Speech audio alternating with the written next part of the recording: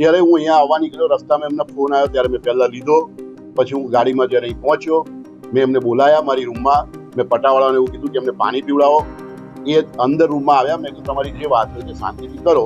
તેમને મારી સામે ગાડી હાય હાય નારા બોલાવવાના ચાલુ કર્યા રૂમની અંદર. એટલે મેં કીધું અહીંયા નારા બોલાવવા હોય તો તમે પ્લીઝ બહાર જાઓ, અહીંયા ગાડી વાત કરવી હોય તો બેસો, હું તમારી બધા વિષયની વાત કરવા તૈયાર છું. અમે NSUIના છીએ, અમે તો આ રીતે જ રજૂઆત કરીશું. મારે નારા બોલાવવાના હતા સામે તો બાજુ હું ચૂપ ઉભો રહ્યો હતો. હા, કારણ કે મારી ફેકલ્ટીનો વિદ્યાર્થી જ નથી, છતાં મેં ચર્ચા માટે બોલાયો, અંદર બોલાયો, પાણી પીવડાવવાની વાત કરી, અને છતાં જો નારાબાજી કરતો હોય, મને ધમકી આપતો હોય કે 24 કલાકમાં ડીનથી છોડ દો, બરાબર, તો પછી મારે કાર્યવાહી તો કરવી પડે ને.